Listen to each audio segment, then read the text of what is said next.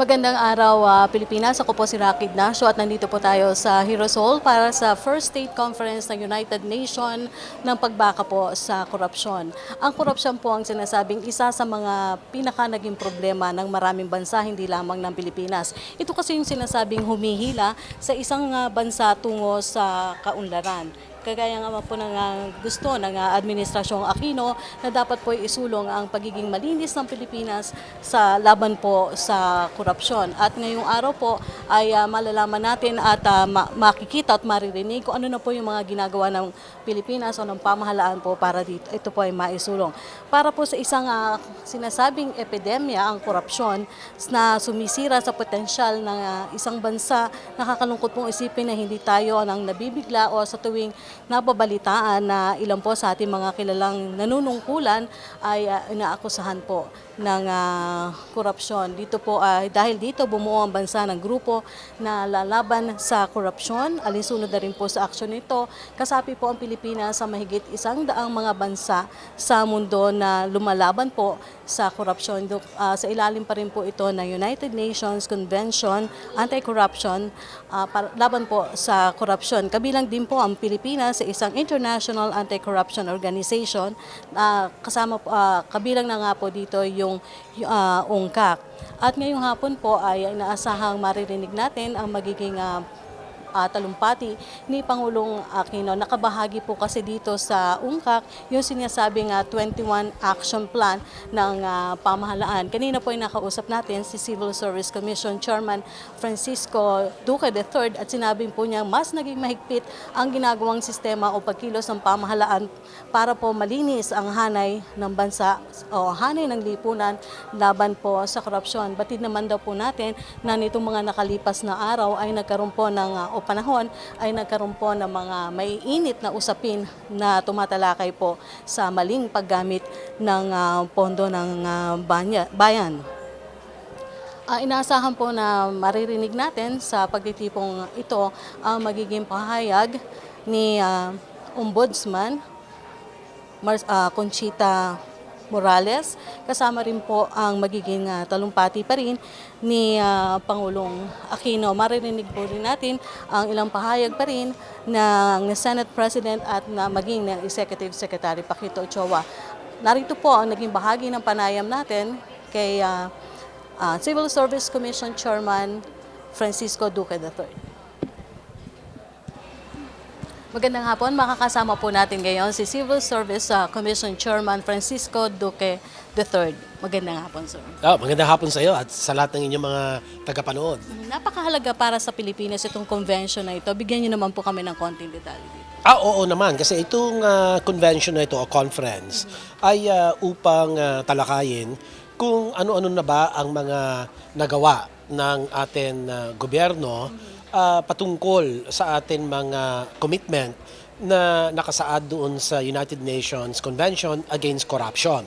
So maraming mga ahensya ng pamahalaan ang sabay-sabay tumutulak para nang sa ganun maipatupad natin ang mga provisions ng United Nations Convention Against Corruption o kung tawagin ay UNCAC. So paano tayo nakakapag-comply dito, sir? Do you think, how confident ang Philippines na makapag-comply dun sa sinasabing 21 action plan under UNCAC? Well, yung under the Aquino presidency, palagay ko ay ramdam ng lahat na ito'y malaking pagkakataon o tsansa na maipapatupad natin ang mga commitments natin na nakapaloob doon sa UNCAC. So, maraming mga ahensya ang tumutulak, katulad ng sabi ko, andyan ang DOJ, andyan ang COA, andyan ang Civil Service Commission, na kami naman sa hanay ng Civil Service Commission ay nagpalabas kami kanina sa conference ng kung ano-ano ba ang mga dapat baguhin sa mga kasalukuyan batas, lalong-lalo na ang Republic Act 6713 or Code of Conduct and Ethical Standards for Public Officials and Employees. At dito nga ay pananalakay dyan kung paano natin mapapaigi pang lalo ang pagpapatupad ng provisions ng RA 6713 or yung Code of Conduct ng ating public servants. So, andyan din ang AMLAC, yung Anti-Money Laundering Council, andyan din ang Securities and Exchange Commission, at lahat ng mga regulatory oversight agencies ng pamahalaan ay nagkakaisa upang maisulong ang lahat ng atin mga kinakailangan magampanan na papel sa ilalim ng ating commitments in the UNCAC. So, ako'y kampante na malaki ang tsansa na maisakatuparan ang provisions ng UNCAC, at sa bandang huli naman ito'y para talagang maibsan na ang korupsyon sa Pilipinas. Alam naman natin na itong mga nakalipas na mga buwan ay tuloy-tuloy ang exposés tungkol sa di tamang paggamit ng pondo ng bayan. So ito ay sa bandang huli mabawasan natin, at mas maganda siguro atin nang completely ma-eradicate natin ang corruption sa pamalakad ng ating gobyerno. Pero sir, meron ba kayong, aside from dun sa sinusulong nyo na maisa batas?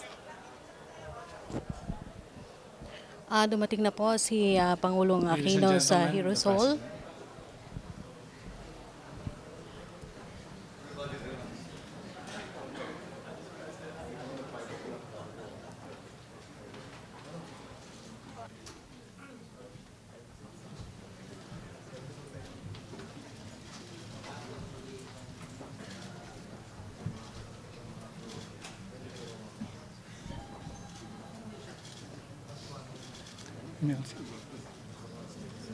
Ladies and gentlemen, kindly take your seats.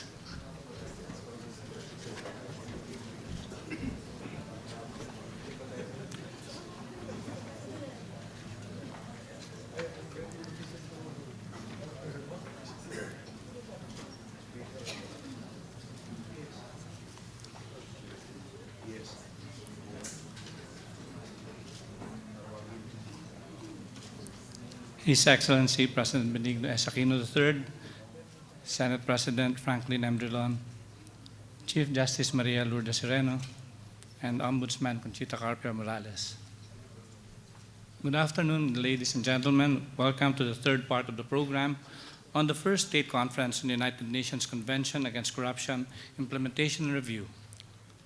This morning, we witnessed the presentation of the 5 different heads of the lead agencies, as well as the private sector and civil society organizations relative to their initiatives or actions on the 21-point UNCAC agenda. Part also of the said program was the presentation and signing of the UNCAC State Conference resolution by all state actors. In this afternoon session, we shall hear the responses and take a look at the measures taken by the legislature and the judiciary in their respective jurisdictions on the UNCAC 21-point agenda.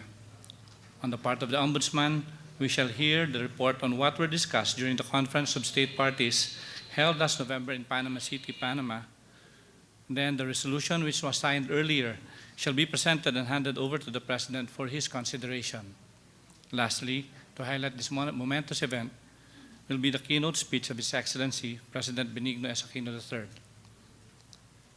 Again, colleagues and friends, welcome, and we look forward to working with you in this very significant endeavor. Thank you very much.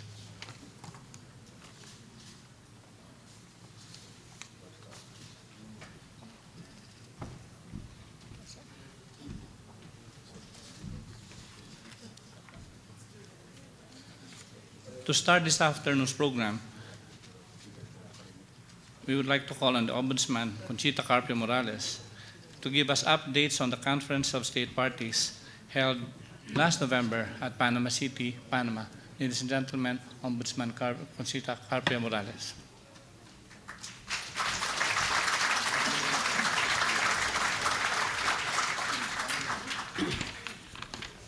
I'm still catching my breath because they said the president was already going in and we were still there at Roses, Casa Roses. Your Excellency, President Benigno S. Aquino III, Senate President Franklin Drilon, I don't see the speaker, Chief Justice Maria Lourdes Sereno, honorable members of the Cabinet, other distinguished officials of the various government agencies represented this afternoon, partners in the anti-corruption effort, fellow workers in government, ladies and gentlemen, a pleasant afternoon. There are a myriad of reasons to celebrate this month of December. Apropos to this afternoon's event is the observance of December every year as Anti-Corruption Month in the entire country as declared under Republic Act number 10589, which was enacted last May. Along with the tidings of good news that come with the season, the Office of the Ombudsman is also pleased to announce the good news in terms of the country's gains in its collective anti-corruption effort. As you may have heard, the good news is that Transparency International reported early this month that the Philippines has improved in the latest Corruption Perceptions Index from 134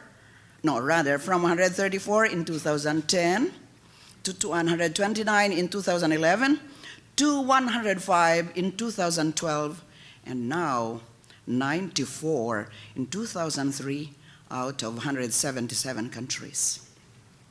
In the ASEAN region, the Philippines is ranked 4th behind Singapore, Brunei, and Malaysia, but the TI index reports that the Philippines surpassed Vietnam, Indonesia, Thailand, aside from Laos, Myanmar, and Cambodia.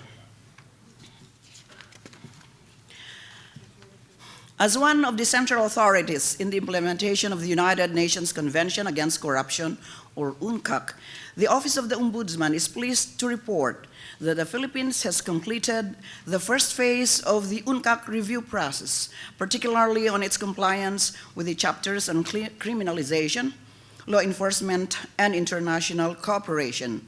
Both the executive summary and the full text of the UNCAC country report has been submitted to the United Nations Office on Drugs and Crime, or UNODC, Secretariat, and uploaded in the official website of the Office of the Ombudsman in line with the principles of open governance and transparency. The Office of the Ombudsman is likewise pleased to report that transparency and inclusiveness have marked our UNCAC review process. In partnership with the Office of the President, the UNCAC National Dialogue and Planning was conducted in a multi-sectoral, interagency manner with the participation of civil society, private sector, and religious groups. The National Dialogue produced the UNCAC Action Addenda, which addressed the gaps and implement the recommendations of the reviewing experts. By and large, of the 66 areas of review under the criminalization and law enforcement chapter of the UNCAC, the Philippines fully implemented 30 and partly implemented 13, giving us compliance rate of 65%. Meanwhile, of the 54 areas of review under the international cooperation chapter, 39 are fully implemented, while 7 are partially implemented, which is equivalent to compliance rate of 85%. Further, the Office of the President and the Office of the Ombudsman signed a memorandum of agreement on the UNCAC implementation and jointly conducted a series of multi-sectoral follow-up meetings to check the implementation progress of the UNCAC action agenda. Pursuant to the MOA, both offices have embarked on the Integrity Management Program, which is a set of assessment tools that aim to build a culture of integrity and excellence in the public sector through the constant application of public values and norms in the daily practice, processes, and systems of sector organizations. It is in this light that the Office of the Ombudsman respectfully recommends that the necessary UNCAC-related legislative measures form part of the priority legislative agenda of the legislative and executive branches of government. These legislative measures, attention, Mr. Senate President, were reflected in the UNCAC Country Review Report as identified in the UNCAC National Dialogue and the Interagency Special Working Group meetings. These include the codification of Philippine anti-corruption laws, criminalizing bribery in the private sector, active and passive trading in influence, amendments to the forfeiture law and extradition law, and enactment of a mutual legal assistance law. An executive issuance on the multi-stakeholder UNCAC implementation review and monitoring is also respectfully recommended. This will institutionalize multi-stakeholder consultation and dialogue to ensure effective implementation, monitoring, and review of all anti-corruption initiatives in achieving the noble goals of the Constitution. In the recently concluded fifth session of the Conference of State Parties, the Philippine delegation, composed of representatives from the OMB, Office of the President, UDESLA, COA, CSC, DOJ, and AMLAC, participated well in plenary sessions. During the dinner discussion in Panama City on November 25 to 29, I emphasized that good governance is good economics. By linking the Philippines' unprecedented economic growth of over 7% in the last 4 quarters to the administration's reform agenda and continuing resolve to tackle the remnants of corruption and impunity under the matuwid na daan governance policy direction of the Philippine government. I articulated the proposition that corruption is the root cause of the country's woes, and eliminating corruption will necessarily lead to renewed investor confidence, inclusive growth, sustainable development, poverty reduction, and attainment of genuine peace. As always, we all look forward to a busy year next year, a year full of opportunities to push forward the agenda and push away the culture of impunity. May our united efforts and concrete commitment to faithfully comply with the state obligations under the UNCAC be a showcase of the uniquely Filipino bayanihan spirit in combating corruption. Sama-sama tayong manindigan kontra katiwalian.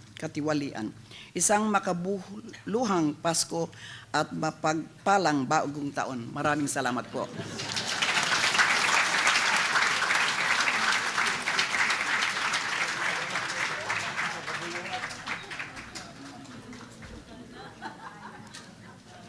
Thank you po, Ombudsman Conchita Carpio Morales. To give her speech on enhancing integrity building in the judiciary, may we call on the Chief Justice, Honorable Maria Lourdes P.A. Sereno.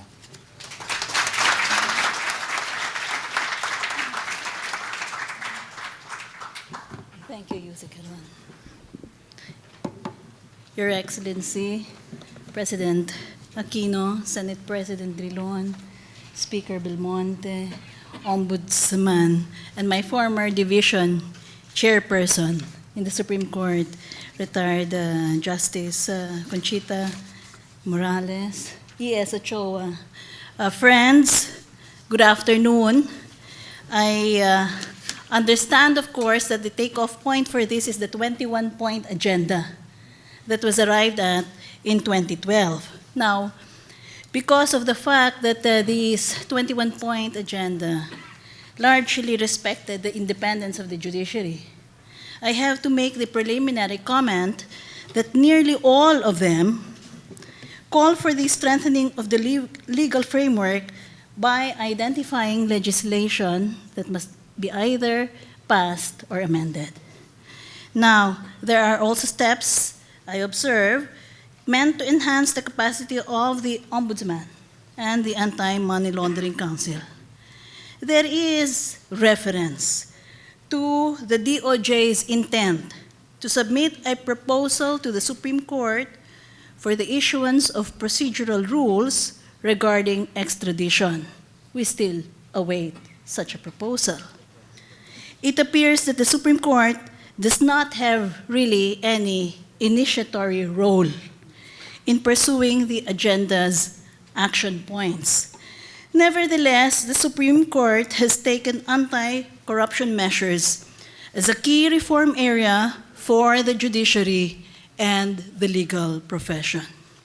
I have publicly shared my view since 2012 that the first key pillar for judicial reform should be institutionalized integrity and restored public credibility.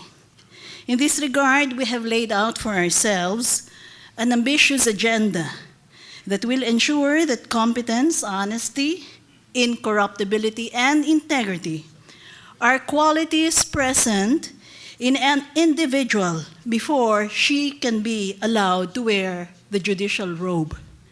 We want to reach a point where the public will start to believe that even unpopular decisions are not probably the result of immoral and illegal influence, but rather the product of conscientious evaluation of facts, evidence, and the law.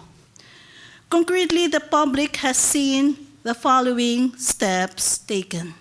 First, the Chief Justice's call before the Philippine Bar Association to identify the so-called quotes, scalawags in robes, close quote, to file complaints against erring judges backed by solid evidence, and to help craft policies that will encourage whistleblowers against these errant judges. Second, we have conducted a motu proprio investigation of a Sandigan Bayan justice who, according to witnesses testifying under oath before the Blue Ribbon Committee of the Senate, allegedly visited the office of Janet Lim Napoles in the midst of an ombudsman case involving the latter pending before him, Sandigan Bayan case, rather. Third, motu proprio investigation of 4 lawyers implicated in the formation of Janet Lim Napoles' alleged bogus NGOs. Fourth, motu proprio investigation of the existence and activities of Ma'am Arlene, an alleged fixer in the judiciary, and the Supreme Court has formed a special committee headed by Associate Justice Marvic Leonen to investigate the matter. These 3 investigations, please note, were conducted even without awaiting an initiatory formal complaint under oath. And a directive to Attorney Lorna Kapunan to shed light on her statements in a media interview regarding perceived corruption involving a member of the Supreme Court and members of the Court of Appeals. Even before these probes, we have been doing some serious house cleaning. Please take a look at the disciplinary cases that the Supreme Court has decided recently. In 2012, we dismissed 6 judges and fined or suspended scores of others for infractions of our Code of Ethics. As of October 2013, 4 judges in Cebu have been dismissed for their involvement in a commercialized marriage scheme. We have also been undertaking administrative process reforms that have been announced to the public, such as the implementation of the e-courts program. One of the e-courts functions, that is electronic raffling, eliminates possible corruption in the assignment of cases. This is just one illustration of how technology can be harnessed as an anti-corruption tool. The e-courts are currently in place in Quezon City, Mr. Speaker, and are targeted to be further rolled out by mid-2014 in other locations. Second, since I assumed chairmanship of the Judicial and Bar Council, steps have been taken to reorient its role from a passive receiver of applications for judicial positions to one of a professional headhunter. I hope people will take a look at the quality of the recent short lists of appointments to the judiciary that we have been submitting to the President. Third, we have bolstered transparency in the Supreme Court by 1, permitting the podcasts of oral arguments, some of them live. Second, issuing rules on how to access the SAL-Ns of the justices of the Supreme Court. And I have released my SAL-N to the public on my own accord. And third, uploading the Supreme Court's financial reports, as well as COA reports on the SC website, including a status report on the JDF. There are also internal measures being undertaken to help bolster the fight against corruption. One, we have been deliberating on proposed revisions to the internal rules of procedure of the Sandigan Bayan to hasten the resolution of graft cases. Since June of 2013, lower courts have been using a new form for their monthly report on the status of cases pending before them. The new form gives us disaggregated data on graft and corruption cases. With these figures, we may be able to objectively measure the court's impact in the fight against corruption and help us strengthen our measures. Third, as Justice Sector Coordinating Council Chairperson, I have pushed for greater coordination by the Supreme Court, the Department of Justice, and the Department of Interior and Local Government in addressing the culture of impunity that has allowed criminals and the corrupt to escape justice. For instance, the Council will be improving coordination between the courts and the Immigration Bureau so that whole departure orders can be made more effective in preventing the accused from escaping to other jurisdictions. By addressing the culture of impunity, we can strengthen our people's faith in the justice system. This is just a sample of things that are currently in progress, and I am not yet at liberty to disclose many other measures that we are taking, we are strengthening, we are designing, and we're deliberating on. And you will see, hopefully, that if these efforts are sustained, the fight against corruption will become more meaningful as time goes on. The judiciary is responding to our people's call for greater accountability by a leadership that has committed to set itself as an example, together with a comprehensive approach that targets weaknesses in planning, procedures, processes, human resources, and technology. With our menu of solutions, we hope we will usher in a transformed judiciary and play an important role in weeding out corruption in the public sector. Thank you. God bless the Philippines and the Filipino people.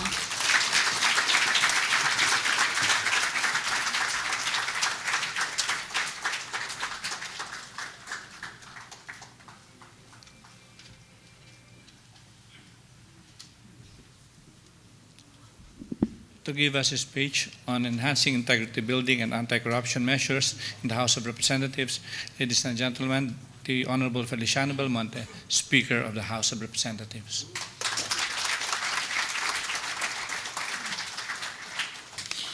Mr. President, Mr. Senate President, Chief Justice of the Supreme Court, Ombudswoman Conchita Carpio Morales, Executive Secretary, distinguished guests, good afternoon.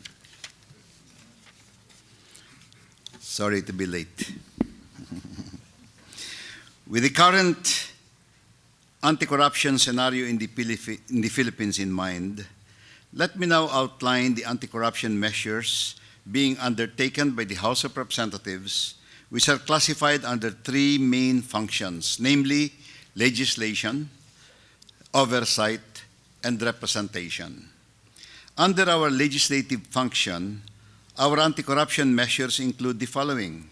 Number one, the Exchange of Information on Tax Matters Act, which was enacted to give categorical and practical support to the commitments of the Philippines to international tax treaties by, among others, allowing the Bureau of Internal Revenue to share tax information with duly designated foreign authorities.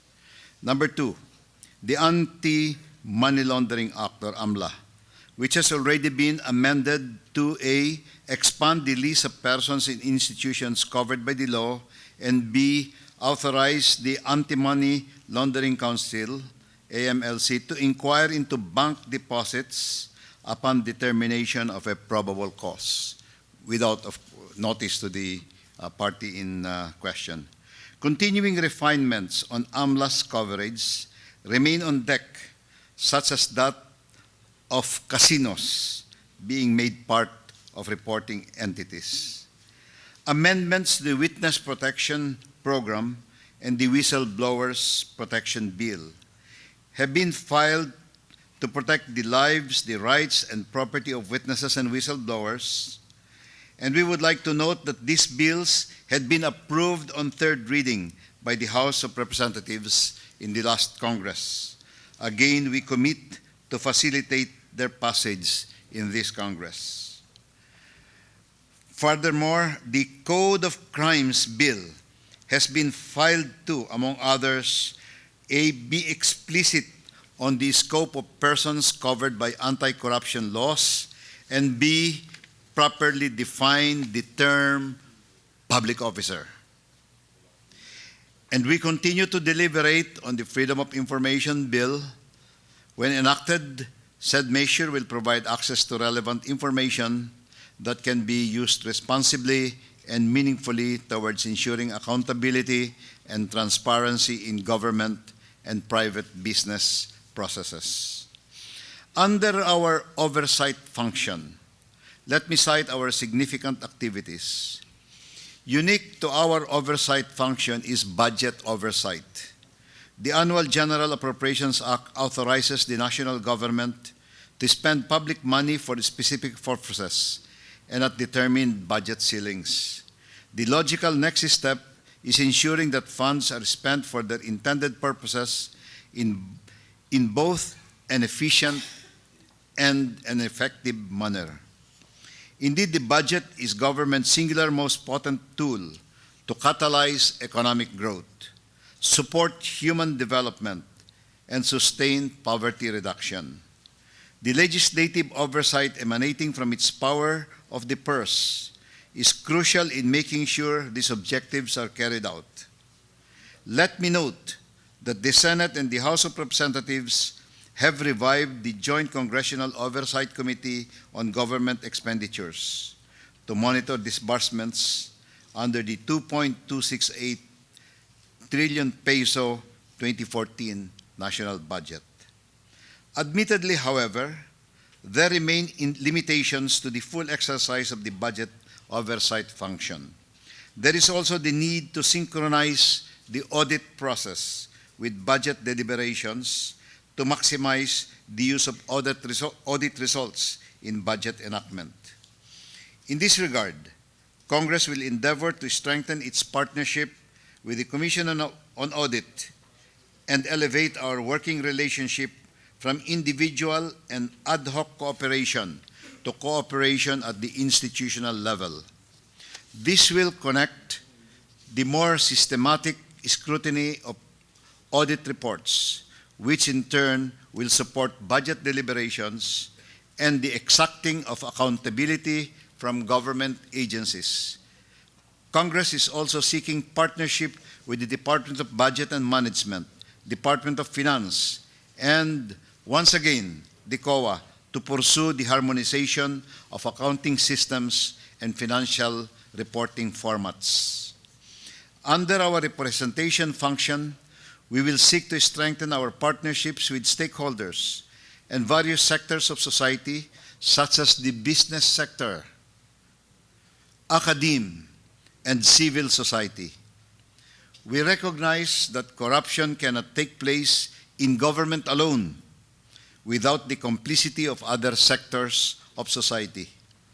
Continuing consultations and joint activities with these sectors will yield valuable material for improved legislation and successful conduct of the oversight function.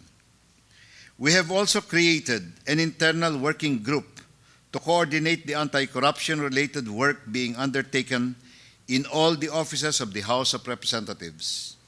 This group will work on proposals towards the Philippines' compliance with the United Nations Convention Against Corruption.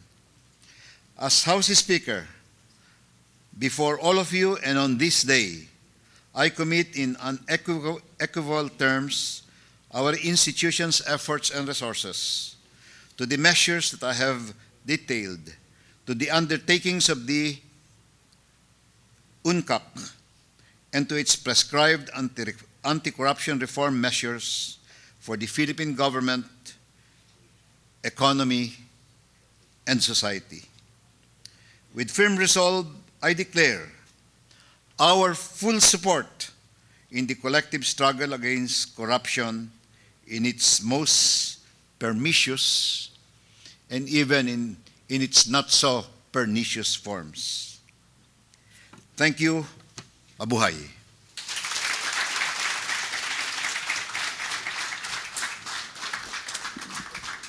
Thank you, sir.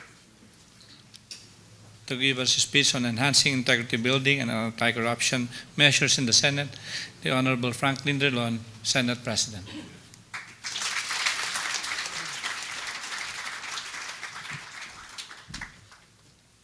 Mr. President, Your Excellency, President Benigno S. Aquino III, Speaker Feliciano R. Belmonte Jr., Chief Justice Maria Lourdes Sereno, Ombudsman Conchita Carpio Morales, Secretary Paquito Ochoa, and the other members of the Cabinet, fellow government workers, ladies and gentlemen, good afternoon. In the Transparency International's 2013 Corruption Perceptions Index, the Philippines ranked 94th out of 177 countries with a score of 36. The improvement in the country's CPI ranking and the World Economic Forum Global Competitiveness Ranking not only mention the attainment of our investment grade status, reflect the international community's recognition of President Aquino's commitment and sincerity to pursue the governance reform agenda. In fact, ladies and gentlemen, I have noticed that in so many anti-corruption forums that I have attended, this is the first time where the President, the Speaker of the House, the Senate President, the Chief Justice, and the Ombudsman were present. All the top officials of the government are here. It only signifies two things in my mind. First, the sincerity, the recognition of the sincerity of the President in pursuing the anti-corruption agenda, the credibility of the President's program for good governance, and second, the credibility or fear on Chief Carpio Morales. That's why we're all here.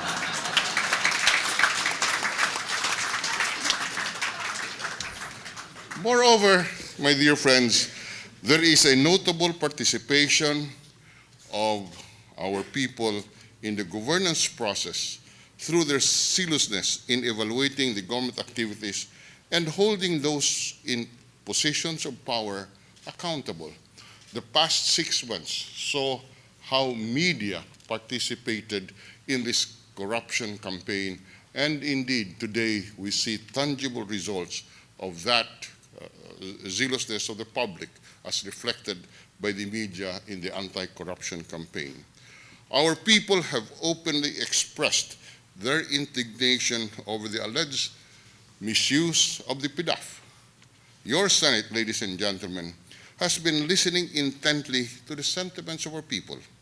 We understand the depth of the people's anger. We heard their overwhelming clamor for meaningful change, and we have been relentless in our own efforts to restore the trust and confidence of our people in the Senate. Over the years, Congress has taken significant steps to curb corruption and improve transparency in the bureaucracy. Among the significant reforms that we have undertaken this month, in fact, is the abolition of the PDAF allocation in the 2014 budget. I led about 15 senators in the Senate to give up our PDAF allocation for 2014 and reduce, in effect, the deficit of the national government by 3 billion, representing 200 million pesos for each of the 15 senators who gave up their privilege of identifying public works projects in the national budget. As signatory to the UN Convention Against Corruption, we are deeply committed in the Senate to promote transparency and accountability and intensify the campaign against corrupt practices. The Aquino administration and the Congress has worked work together to ensure the implementation of the comprehensive 5-year action plan on preventive measures, criminalization and law enforcement, and international cooperation. Hence, we will prioritize the following measures which are in the 21-point agenda to improve transparency and accountability. First, the Whistleblowers Act and the amendment to the Witness Protection Act. Second, the bill criminalizing bribery of foreign public officials and officials of public international organizations. Third, a bill amending the Corporation Code that would punish corporations and their officers who are engaged in corruption-related practices. Fourth, the Freedom of Information Act. It has been in the advanced stage of debate, and we expect that we will come to a vote during the first quarter of next year. We will also be working closely with Ombudsman Chief Carpio Morales on the amendments to the Ombudsman Act, together with the amendments on the proposed Sandigan Bayan Law, where I have personally filed Senate Bill 470 to address the very slow disposition of cases in the Ombudsman. Right now, there are about 3,000 cases pending in the Sandigan Bayan. And technically, there are only 5 trial courts that try these 3,000 cases, so that each court or each judge would have approximately 600 cases to tackle. You can imagine how difficult that is given the propensity of lawyers to use every trick in the rule book in order to delay the disposition of these cases. But we cannot give up. We must find ways and means by which we can help in the faster disposition of these cases in order that we can show that indeed it does not pay to commit corruption. Ladies and gentlemen, corruption impedes development and destroys the moral fabric of our society. Let us deal with an iron hand and firm resolve this global malady so as to ensure a bright future for our children and our generations yet unborn. Let us all do our share so that in the future, when we see a corrupt-free bureaucracy, we can all say, if we achieved our dreams, it is because we all did our share.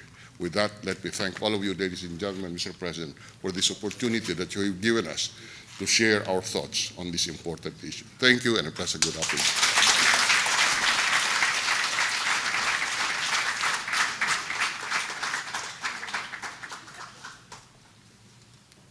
Earlier during the day, at the conclusion of the first state conference, the stakeholders signed a resolution calling for the strengthening of the Philippines' compliance with its state obligations under the United Nations Convention Against Corruption, under Chapter 3 and Chapter 4 and other chapters of the Convention. To present the resolution to the Honorable President, may we ask the Honorable Executive Secretary Paquito Ochoa Jr. and the Ombudsman Conchita Carpio Morales. Ma'am, sir.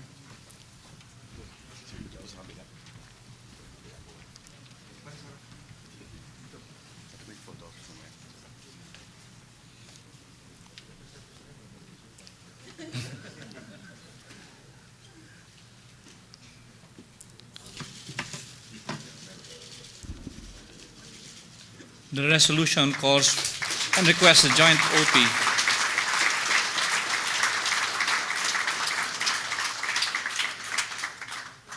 The resolution requests a joint OP-OMB technical working group serving as the secretariat to this first state conference and to succeeding state conferences thereafter to provide the conference assembly with all the necessary documentation and reports that shall make this initiative sustainable.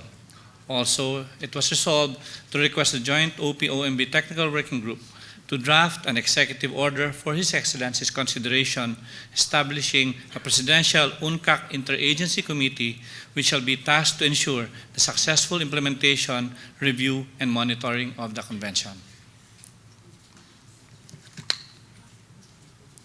Finally, ladies and gentlemen, to introduce the keynote speaker, may we ask the Honorable Executive Secretary, Paquito Ano Choa, Jr. Thank you. Mga kababayan, ang Pangulo ng Republika ng Pilipinas, His Excellency Benigno Simeon Aquino III.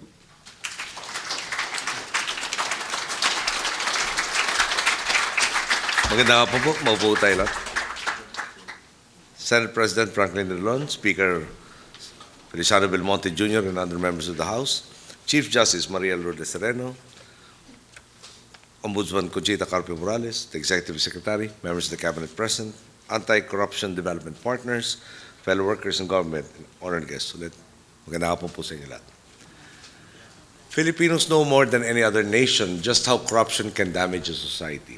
Not only does it deprive the people of resources that are justly theirs, it saps public morale.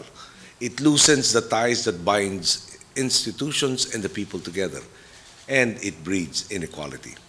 I myself have pointed out that the 10 years before I stepped into office had been called a lost decade, one in which our country could have developed strong foundations to build upon. Instead, after my predecessor stepped down, our administration found the system of governance long decayed by corruption. Our first actions were not to build on what had been achieved, but to fill the fissures in our public institutions. It is fair to say, however, that there is no gulf between my agenda and the public's collective desire to curb corruption, to end the vicious cycle of self-centeredness, secrecy, and apathy, and to replace it with a virtuous cycle, where the government truly works for its people, allowing the people to know that true public service is not only possible, but eminently doable. This would further empower the government. This was our people's collective cry during the 2010 elections, when they voted for the idea behind our campaign for the presidency, which was, simply put, kung walang corrupt, walang mahirap. Where there is no corruption, there will be no poverty. And our administration has since heeded their call and worked non-stop to shine daylight on our government. The very first element we identified in the fight against corruption is that no one can be above the law. It should not matter what position you hold in the bureaucratic ladder. If you do wrong by the people, then you should be held accountable. We have followed through on this belief. We have filed cases against the former president, who is now under hospital arrest. Like-minded reformists in the legislature have removed from office a Chief Justice who chose to lie on his statement of assets and liabilities and net worth. This after they impeached an ombudsman who apparently saw it fit to put the interests of our political patrons over those of the people. This is not limited to those in public office. This also means that regardless of your professional accolades, if you do not pay your taxes, the state will pursue you. It means that no matter how many resources you have at your disposal, if you choose to smuggle goods, you cannot escape the government. These past 3 years, we have filed a total of 423 cases under our RATS, RATE, and RIPS programs. And just in case you've forgotten what they are, they respectively stand for RATS for Run After the Smugglers, RATE for Run After Tax Evaders, and finally RIPS is Revenue Integrity Protection Service. At the same time, we realize that going after those who did wrong will only yield long-term results if you can rid the system itself of inefficiencies. It would be of no use for us to run against a smuggler, for example, if the bureaucracy itself, with its many systemic fractures and inefficiencies, is not conducive to integrity and moral governance. This is why we ended the era of mere cosmetic changes in the Bureau of Customs by hitting the reset button. We appointed an entirely new set of deputy commissioners to take charge of the agency, with newly appointed Commissioner Sonny Sevilla, all of whom are honest and competent. Furthermore, we recalled all personnel in the agency who were working outside their jurisdictions back to their mother units. Ibig sabihin po nun, nag-apply sa hulo na assign sa Manila. Yung hulo, kulang raw ng personnel, yung Manila, sobra-sobra. Okay. As for the mid-level officials who have perhaps gotten too used to the old ways, they are now focusing their talents on policy research as we begin to infuse new blood into our ports of entry, perceived by many to be the hotbed of corruption, or one of the hotbeds of corruption. We are confident that these initial steps will give the new customs leadership the wherewithal to truly steer their ship around, for finally, he will have crew members who will steer in the same direction. We also realized the importance of empowering the bureaucracy itself to truly serve the public. We did this first by bringing common sense back to the national budget. 3 years ago, the Department of Budget and Management instituted the zero-based budgeting system. The idea is simple. Instead of continually funding the same projects every year, regardless of their effectiveness, we have committed and are doing the studying of every single project to make certain that they are of true benefit to the Filipino people. By doing this, we have minimized bureaucratic red tape and have given rise to a more dynamic and high-functioning government that can render better and faster service to the citizenry. Again, no point in funding useless projects. Use the scant resources to where it will benefit our people truly and best. We are also exploring avenues that will allow us better oversight and a more efficient bureaucracy. For example, we are studying a national payroll system that will help us understand on a very simple basis who really is employed by government.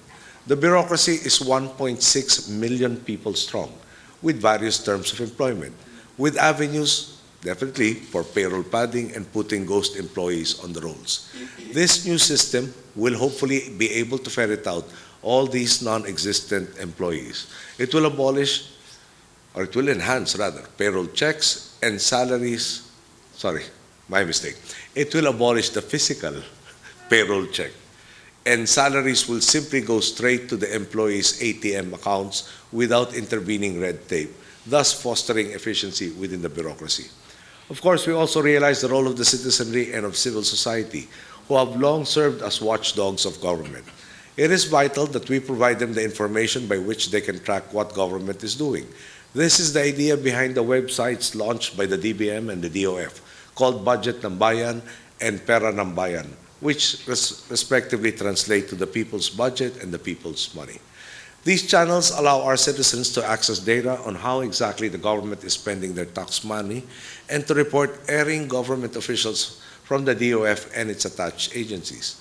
Furthermore, in the wake of Typhoon Haiyan, or Yolanda as we call it, we launched a government portal called FAITH, or the Foreign Aid Transparency Hub, through which people from all over the world can find records of the aid the national government has received and track how that aid is coursed through government channels. I'm proud to say this initiative has been looked upon by other nations and organizations as a concrete model of transparency and as a shining example of how government can harness technology to benefit the public. These are only few of the many efforts we have made to curb corruption in government, but suffice it to say, our improvements have not gone unnoticed. Here is again the oft-quoted Transparency International's improvement of our corruption perception index. So if I can skip that portion and proceed to the next part. Okay. That removed 3 paragraphs from the speech. We are well aware. I'm sorry. My teleprompter operator has suddenly gotten confused because I'm continuously editing the speech. That was edited about 20 minutes ago. This, ladies and gentlemen, is what unity of purpose can achieve. Lest I be accused of naivete, allow me to also say, we are well aware that the road ahead will not be without its difficulties. But these past 3 years, we have proven that together, the drastic turnaround of this country's fortunes is within our reach. All it requires is that we put common sense ahead of partisan interests, that we lead by example and not merely appeal to the lowest common denominator, that we empower the public to participate and measure for themselves the progress of their own campaign against corruption. I have full faith that we can succeed because I, along with those working for change in our administration, know what is truly at stake: the real lives, the daily struggles of 95 million Filipinos and the future of this country, which we will bequeath to the coming generation. When we leave public office, we want to be able to say that our generation did not choose to subscribe to the old system fueled by greed, self-centeredness, and backroom deals. Instead, we chose to set the country's sails towards daylight, ushering in an era of honesty, transparency, and accountability. You have my word. I will continue working towards that goal, and I call on all Filipinos and all peoples across all continents to do the same and campaign against corruption. I have full faith that together we can build the Philippines and a world far more just and far more inclusive than ever before. And before I end, I think it is time to pay tribute, of course, to the Chief Justice, the Ombudswoman, the Secretary of Justice, the head of COA, the head of the BIR, the leadership of both the House and the Senate, for they have really and truly been partners. I was listening earlier to this, the setting up of an oversight committee on our compliance. And if they are willing to again have additional duties in addition to the Intergovernment Council against, or GAGSI, I am more than willing to endorse that idea. Hopefully you will never tire.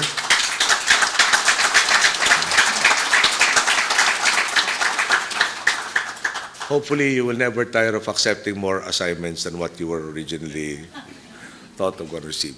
And now I guess we all understand why our terms of employment in government do not actually have a contract, but rather just a copy of the oath. No? Because the duties and responsibilities seem to be never ending. Okay. But again, I think all it takes is for us to open our eyes, go anywhere in the country, and you would have seen the changes of what we can do now versus what we couldn't even imagine just a few years ago. And this is just the beginning. As the song by Michel Legrand said, watch what happens. Thank you. Good evening.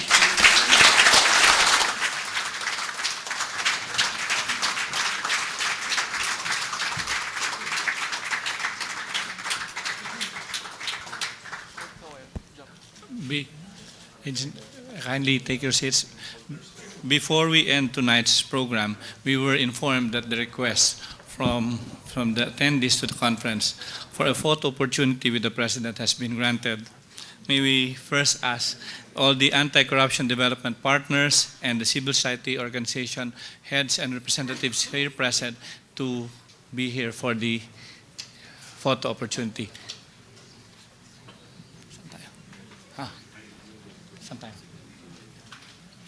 May we request the President to,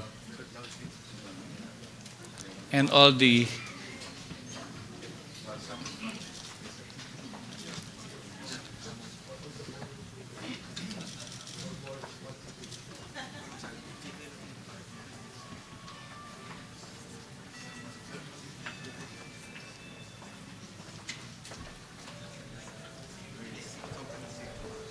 At inyo nga pong napakinggan ang naging pahayag ni Pangulong Aquino kung saan nanindigan ito sa katagaparing kung walang kurap, walang mahirap na sinabi niya na bahagi na naging kampanya niya noong 2010. Ito anya kasi ang ugat ng kahirapan ng mga Pilipino. Ayon sa kanya, nakita niya ito nang bumaba sa pwesto o natapos ang termino ng nakaraang administrasyon kung saan nabunyag ang mga napakaraming katiwalian. Ayon pa sa Pangulo, kaisa siya ng taong bayan na sugpuin ang katiwalian. Dapat anyang umiral ang tulong para sa sinasabing mapanagot yung mga responsable o opisyal na sangkot sa katiwalian. Ayon pa kay Pangulong Aquino, nakita naman ng taong bayan yung ginawang pagkilos ng pamahalaan kung saan maging ang international community ay ni-recognize yung tinatawag na tuwid na daan ng Aquino administration. Nakita niya yan dun sa Improved International Transparency Index kung saan tumaas na ang ranking ng Pilipinas. Samantala na sinabi pa ng Pangulo na isa sa bahagi na isinusulong niya yung talagang matiyak na walang maling paggamit ng pondo ng bayan, yung tinatawag niyang pera o budget ng bayan. Ayon sa kanya, pinag-aaralan ng pamahalaan ng National Payroll System na titiyak na hindi naiiral ang sinasabing red tape. Kanina rin po ay bago magsalita ang Pangulo, ipinagkaloob sa kanya o sinadmit ang isang resolution para po sa isang technical working group kung saan po ay magpo-provide sila ng necessary documents para po dun sa sinasabing compliance sa 21 Action Plan na nakapaloob sa United Nations Convention Against Corruption. Samantala doon naman po sa pahayag ni Ombudsman Conchita Morales, sinabi niya na marami daw po dahilan para mag-celebrate ang Pilipinas lalo na ngayong Kapaskuhan dahil nakita na rin daw po ang improvement ng bansa laban po sa korupsyon. Isa na nga po dito yung pagsusumiti niya sa ungkak ng sinasabing rekomendasyon na gawing criminalization o i-criminalize ang bribery. Samantala doon naman po sa pahayag ni Chief Justice Maria Lourdes Sereno, sinabi niya na gusto niya maging i-institutionalize ang mga sistema na tunay na magtataguyod ng integridad ng sistema para po labanan ang anumang uri ng katiwalian sa bansa. Sinabi niya kabilang po doon sa mga pinaiimbestigahan niya yung umano'y pagkakasanggot ng isang sandigan na Bayan Justice at ang ilang pang huwes nung po sa usapin ng maling paggamit ng pondo ng bayan. At isinusulong rin niya yung bumuo na siya ng isang special committee na mag-iimbestiga naman sa sinasabing umano'y pagkakasangkot ng tinatawag nilang Ma'am Arlene na umano'y sangkot sa anomalya dito sa hanay ng Hudikatura. Samantala, hiniling pa rin po ni Justice Sereno, yun daw pong mas maigting na kooperasyon ng Supreme Court, ng DOJ at ng DILG para tiyakin na wala daw pong makakaligtas sa mga isinasangkot sa katiwalian. Sa pagsasalita naman po ni House Speaker Feliciano Belmonte, isinulong po niya yung pagsasabatas ng whistleblower, amendment po dun sa Witness Protection Program para naman daw po bigyan ng proteksyon itong mga witness na nagwi-witness dun po sa mga kaso ng katiwalian. At ipinupush pa rin niya o isinulong pa rin niya yung synchronization ng audit system para daw po sa mas maayos na budget system. Kanina naman po sinabi ni Senate President Franklin Drilon na ito daw pong pagdating ng mga matataas na opisyal ng pamahalaan, kasama na po si Ombudsman Conchita Carpio Morales, si Chief Justice Maria Lourdes Sereno, House Speaker Feliciano Belmonte at maging siya ay isa daw pong patunay na naniniwala sila sa kredibilidad at naisin ng Aquino administration na labanan ang korupsyon sa bansa. Hiningi pa rin po niya yung mahalagang papel ng media para po tumulong sa pamahalaan o maging katuwang ng pamahalaan para po labanan pa rin yung pag-iral ng korupsyon sa bansa. Samantala, ibibigay po namin naman sa inyo yung ilang bahagi pa rin po na naging panayam namin kay Civil Service Commission Chairman Francisco Duque III. Ay nilalatag na ma-institutionalize sa mga gantong sistema para mapigilan na talaga yung corruption. Well, alam mo, ang maganda rito ay ito ay hindi lamang trabaho ng gobyerno. Marami tayong mga kinatawan mula sa non-governmental organizations at saka sa mga civil society groups. At kayong, as a hanay ng media, ay malaki ang inyong magiging impluensya para nang sa ganon maging matagumpay ang pagpapatupad ng ating mga anti-corruption measures. So, kinakailangan magkaroon tayo ng monitoring and evaluation, impact assessment, kung ito bang ginagawa natin sa loob ng atin ungkak at sa ating mga kanya-kanyang mandato bilang regulatory and oversight agencies, ay dapat ito'y ano ba ang mga resulta. So, may mga panahon na dapat tayo'y umupo at analyze natin at tingnan natin asan na ba tayo dun sa atin na plano na maibsan o tuluyan ng matanggal ang korupsyon sa gobyerno. Sir, bibigyan ko kayo ng pagkakataon para ating kausapin ninyo yung ating mga government agencies para pa rin po dito sa isinusulong na laban kontra korupsyon. Ito kung atin ginagawa laban sa korupsyon ay hindi po pwedeng ang mga namumuno ng ahensya lamang ang magsusulong nito. Kinakailangan po ng tulong ng lahat. At kanya nga po kanina, doon po sa isa sa bahagi ng ating conference, pinag-usapan yung Whistleblowers Act.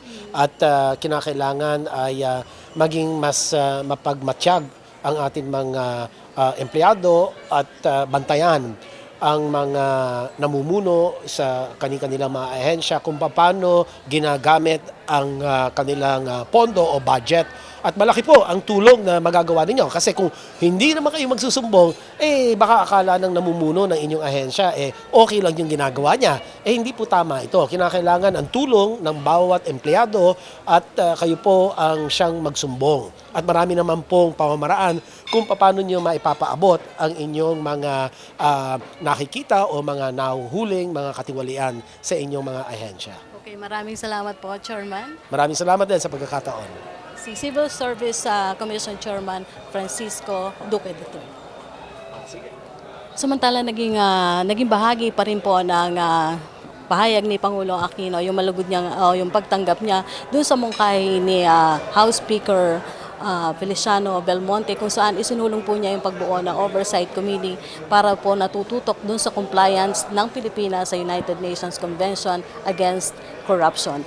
At yan po ang ating Pangulo. Bago po kami magpaalam, ay nais po namin magpasalamat sa tulong po ng aming coverage na ito, ang RTVM, ang PTB4, ang Radyo ng Bayan at IBC. Marami pong salamat. Ako po si Rocky Ignacio. Magandang araw sa inyo lahat.